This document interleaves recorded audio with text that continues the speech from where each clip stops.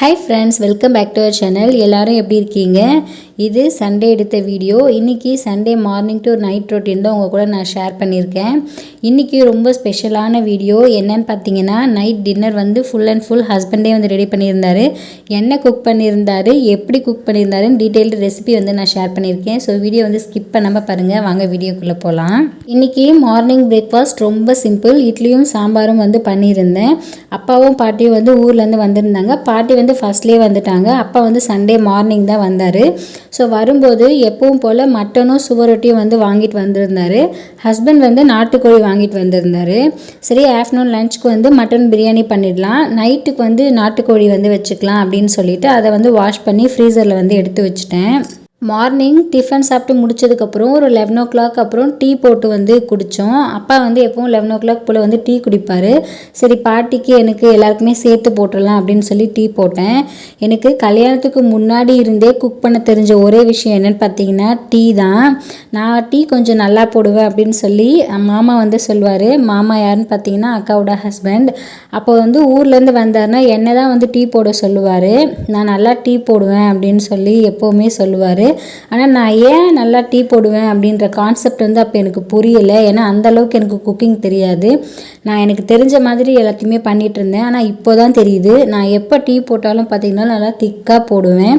எனக்கு மட்டும் கிடையாது, யாருக்காவது டீ போட்டு கொடுத்தா கூட நல்லா திக்காக ஸ்ட்ராங்காக வந்து போட்டு தருவேன். இன்னொரு விஷயம் என்னன்னு பார்த்தீங்கன்னா அப்போ டீக்கு வந்து எவ்வளோ தண்ணி வைக்கணும் அப்படின்ற மெஷர்மெண்ட்ஸ் வந்து தெரியாது. ஸோ தோராயமாக வைக்கும்போது அதிகமாக வச்சுருவேன். ஸோ இப்போ 3 பேருக்கு போடணுன்னா அதிகமான அளவு தண்ணி வச்சுருதுனால அந்த 3 பேருக்கு டீ வர வரைக்கும் நல்லா கொதிக்க வைப்பேன். ஸோ அந்த டீ பவுடரோட எசன்ஸ் வந்து அந்த பாலில் நல்லா இறங்கும். ஸோ ரொம்ப நேரம் கொதிக்கும் போது அந்த டீயோட டேஸ்ட் வந்து ரொம்ப டேஸ்ட்டாக இருக்கும், நல்லா ஸ்ட்ராங்காகவும் இருக்கும். ஸோ அதனால தான் டீ வந்து ரொம்ப டேஸ்ட்டாக இருந்திருக்கு. அந்த கான்செப்ட் வந்து எனக்கு இப்போ தான் புரிஞ்சுது. ஏன்னா இப்போ தான் வந்து ஓரளவுக்கு எல்லாமே வந்து கொஞ்சம் புரிஞ்சு வந்து குக் பண்ண ஸ்டார்ட் பண்ணியிருக்கேன். நாங்கள் டீ போட்டு குடித்ததுக்கப்புறம் குட்டி பையனுக்கும் அதே டைமில் பால் வந்து ஆற்றி கொடுத்துட்டேன். ஸோ குடிச்சிட்டு விளையாடிட்டு இருந்தான்.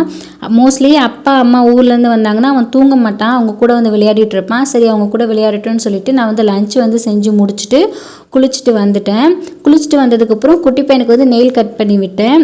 அக்கா பசங்களுக்கு வந்து நெயில் கட் பண்ணி விட்டு எனக்கு வந்து பழக்கம் இருக்கிறதுனால குட்டி பையனுக்கும் வந்து எனக்கு நெயில் கட் பண்ணுறது வந்து ரொம்ப ஈஸியாக இருக்குது. முடிச்சுட்டு இருக்கும்போதே வந்து நான் கட் பண்ணி விட்டுருவேன். இன்றைக்கி ஆஃப்டர்நூன் சண்டே ஸ்பெஷல் என்னென்னு பார்த்தீங்கன்னா mutton biryani, onion raita, boiled egg, white rice, rasam வந்து பண்ணியிருந்தேன். சுவரொட்டி வந்து எப்பவும் போல் எனக்கு வந்து நான் பண்ணியிருந்தேன். இதோட எந்த ரெசிபீஸுமே வந்து இந்த வீடியோவில் வந்து நான் ஷேர் பண்ணல. ஏன்னு பார்த்தீங்கன்னா மட்டன் பிரியாணி, சுவரொட்டி இதோட டீட்டெயில்டு ரெசிபி எல்லாமே வந்து சேனலில் தனித்தனியாக வீடியோ இருக்குது, வேணும்னா செக் பண்ணி பாருங்கள். எல்லாமே குக் பண்ணி முடிச்சதுக்கப்புறம் ஹஸ்பண்ட்க்கு கால் பண்ணேன். அதுக்கப்புறம் அவர் வர வரைக்கும் வெயிட் பண்ணிவிட்டு எல்லோரும் ஒன்றா சேர்ந்து சாப்பிட்டோம்.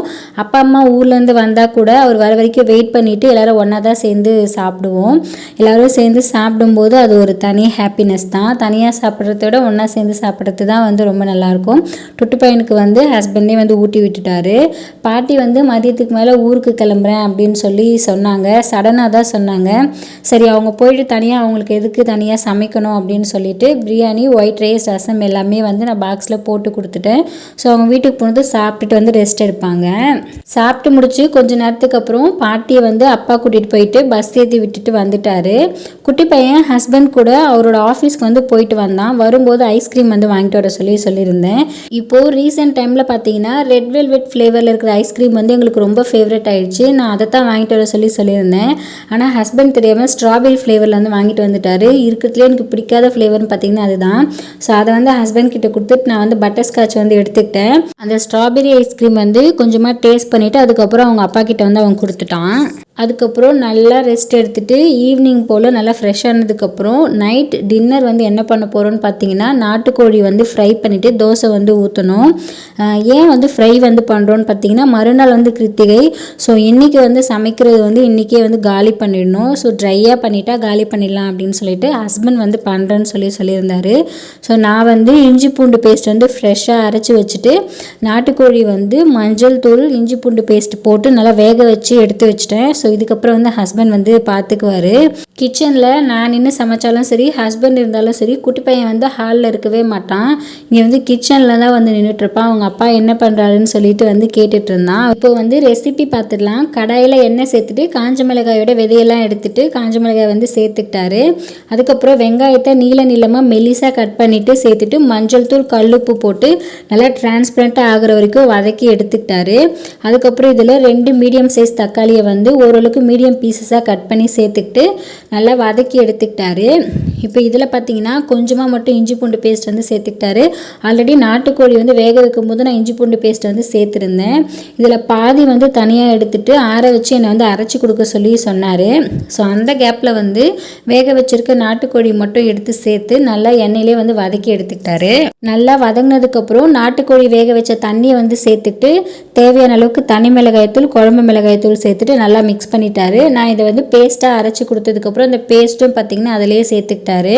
இதெல்லாம் பண்ணிட்டு இருக்கும்போது டுட்டு பையன் என்ன பண்ணுறான்னு பார்த்தா அவனோட 2 கப்பையும் எடுத்து வச்சுட்டு கேன்லேருந்து தண்ணி ஊற்ற போகிறேன் அப்படின்னு சொல்லி விளையாடிட்டு இருந்தான். அதுக்கப்புறம் அந்த கேனை வந்து நான் மூடி வச்சுட்டேன். நம்ம என்ன பண்ணுறோமோ அதையே தான் வந்து அவனும் பண்ணுவான். இப்போ பார்த்திங்கன்னா பேஸ் எல்லாமே ரெடி ஆகிடுச்சு. இப்போ இதோடைய பச்சை வாசனை எல்லாமே போயிட்டு நல்லா சுருண்டு வரணும். ஃபைனலாக பார்த்திங்கன்னா கொத்தமல்லி, கருவேப்பிலை எல்லாத்தையுமே வந்து பிச்சு சேர்த்துக்கிட்டாரு. இதுக்கப்புறம் பார்த்திங்கன்னா கொஞ்சம் நேரத்துக்கு ஒரு முறை கிளறி விட சொல்லிட்டு அவர் போயிட்டார். எனக்கு வந்து இட்லி மாவு அரைக்கிற வேலை இருந்தது. ஸோ இட்லி மாவு அரைச்சிக்கிட்டே ஒரு 5 மினிட்ஸ்க்கு ஒரு முறை அதை ஓப்பன் பண்ணி நான் கிளறி விட்டுக்கிட்டே இருந்தேன். நம்ம அப்படியே விட்டோன்னா அது வந்து அடி பிடிச்சிரும். ஏன்னா நம்ம எல்லாமே வந்து அரைச்சி சேர்த்துருக்கோம் இல்லையா. ஸ்டார்டிங்கில் வந்து ஹை ஃப்ளேமில் வச்சு நான் கிளறி விட்டு அதுக்கப்புறம் மீடியம் ஃப்ளேமில் வந்து வச்சுக்கிட்டேன். சைட் பை சைட் பார்த்தீங்கன்னா கொஞ்சம் பாத்திரம் மட்டும் இருந்தது. ஸோ அதெல்லாமே வாஷ் பண்ணி எடுத்துடலான்னு சொல்லிட்டு வாஷ் பண்ணிட்டு இருந்தேன். இல்லைனா ஃபைனலாக தூங்கும்போது ரொம்ப அதிகமாக பாத்திரம் வந்து சேர்ந்துடும். இப்போ பார்த்தீங்கன்னா ஓரளவுக்கு நல்லா திக்காயிடுச்சு. ஸோ இந்த ஸ்டேஜில் வந்து ஹஸ்பண்டை கூப்பிட்டேன். அதுக்கப்புறம் ஹை ஃப்ளேமில் வச்சு கொஞ்சம் நேரம் வந்து கிளறி விட்டார். அது இன்னும் கூட நல்லா சுருண்டு வரணும் அப்படின்னு சொல்லிட்டு. தம்ப்நெயிலுக்கு வந்து ஃபோட்டோ வேணும், ஏதாவது போஸ் கொடுங்க அப்படின்னு சொல்லும்போது சும்மா வந்து போஸ் கொடுத்து ஃபன் பண்ணிகிட்டு இருந்தோம். அதுக்கப்புறம் பார்த்தீங்கன்னா ஃபைனலாக கிரேவி வந்து ரெடி ஆகிடுச்சு. தோசையும் நானே ஊற்றுறேன் அப்படின்னு சொல்லிட்டாரு. இப்போல்லாம் கிச்சனில் வந்து ரொம்ப நேரம் நின்று வேலை செய்ய முடியல. கால் வந்து நைட்டில் ரொம்ப வலிக்குது. ஸோ மோஸ்ட்லி நைட்டு ஹஸ்பண்ட் வந்து சீக்கிரம் வந்துட்டாருன்னா அவரே வந்து டின்னர் வேலையை வந்து பார்த்துடுறாரு. ஸோ நைட்டு வந்து சாப்பிட்டு முடித்ததுக்கப்புறம் கிச்சன் வந்து கொஞ்சம் டீப் க்ளீன் பண்ணிவிட்டேன். மறுநாள் வந்து கிருத்திகை, மாத கிருத்திகை தான் நாங்கள் சாமி கும்பிட மாட்டோம். இருந்தாலும் நான்வெஜ் வந்து சாப்பிட மாட்டோம். ஸோ இன்றைக்கி ஃபுல்லாக நான்வெஜ் சமைச்சதுனால கிச்சன் வந்து ஃபுல்லாக வந்து க்ளீன் பண்ணி முடிச்சிட்டேன். ஃபைனலாக நைட்டு குடிக்கிறதுக்கு வாட்டர் பாட்டிலில் வாட்டர் ஃபில் பண்ணிவிட்டு டுட்டு பையனுக்கு பால் எடுத்துகிட்டு போயிட்டு தூங்கியாச்சு. இன்றைக்கி டே வந்து இப்படி தான் போச்சு. Please subscribe. தேங்க்ஸ் ஃபார் வாட்சிங்.